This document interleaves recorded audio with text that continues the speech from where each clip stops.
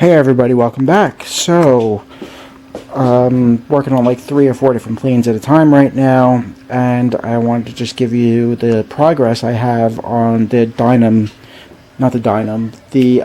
Hobby King Spitfire. I believe it's an Avios, or it's a Durafly Spitfire. There we go. I think it's all pretty much owned by Hobby King, but same thing. So, I took the canopy off.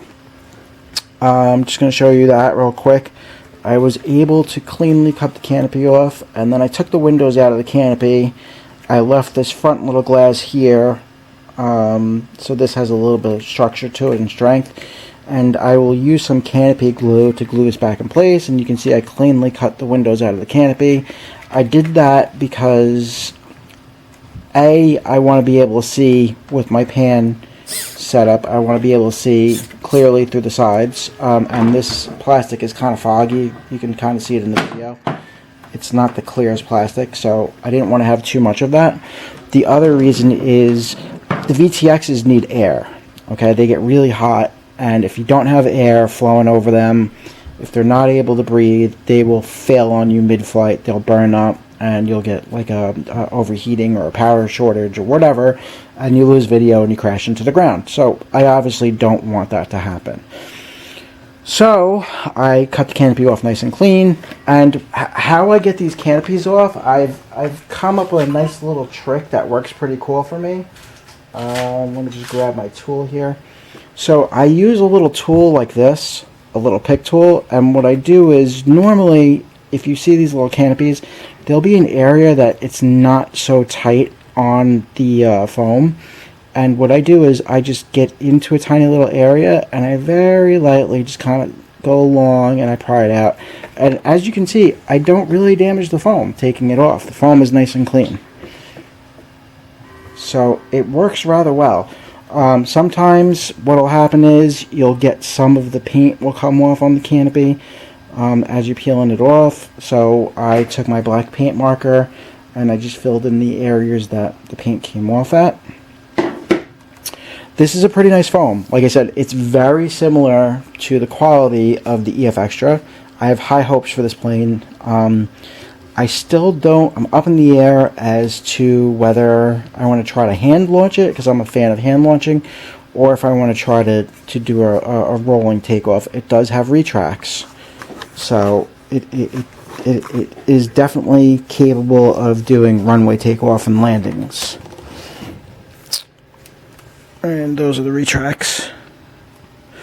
I still have to do some work with getting all the control surfaces mounted on this. Normally setting up the camera and the cockpit and the VTX takes the most time, so I want to start there. I don't know what receiver I'm going to put in this. I might put an R9SX in it. I have to figure that out. I have my remotes out, so I've been crazy, getting all this stuff together. So these are my 3 main remotes that I use. My drones are all on FlySky, with a signal booster that I use, 2.4 signal booster. I have the X7 that I have R9 XJT for, and that's the new bad boy that I'm slowly transferring models over to as I get more comfortable with it. And I just made this 3D printed mount for this. And if you have a Tandem X20 and you're interested in this, let me know. I'll make one for you. Just pay me for the shipping and I'll send it on over.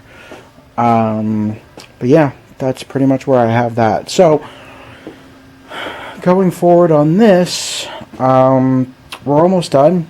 The pan servo's in. The camera wire is hooked up for the VTX. I am using a Foxier Arrow on this, full size. Okay. Regular analog. I do have an HD0 set up that I have to get some cams and some planes and start using that. This was just quicker and easier. Like I said, it's coming down to flying season, and I want to be able to try to get as much of this stuff done as I can, and I'm like real super crunch mode right now. I've had my printers running day and night, printing pan tilt setups. I got these enclosures at Christmas time. I got them on sale. They were like $30 each. This is another new printer. This is an A-Cubic.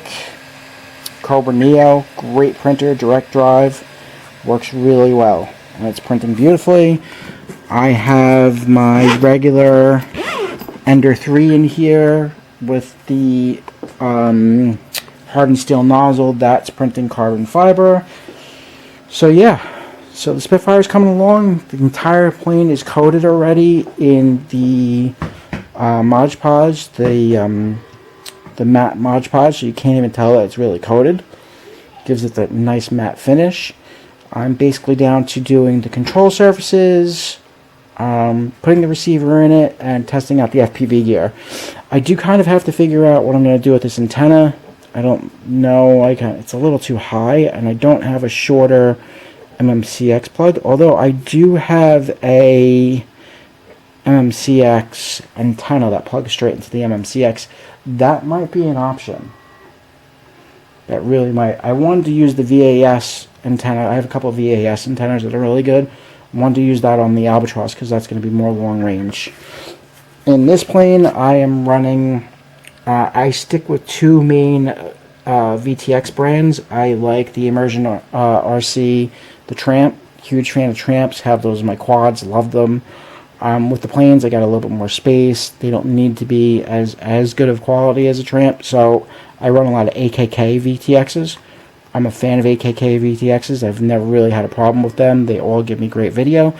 So this one has the AKK Infinite, Ultimate or Infinite DVR VTX. So I have DVR capabilities with this one, although it's going to be kind of a pain in the butt to get an SD card in there, so it probably won't happen. But yeah, so the way I did this, now I'm going to snake this wiring down and through this little hole right here, pull that up to the front, and solder on my servo connector here, and that will plug into there, and that will be my power for the VTX.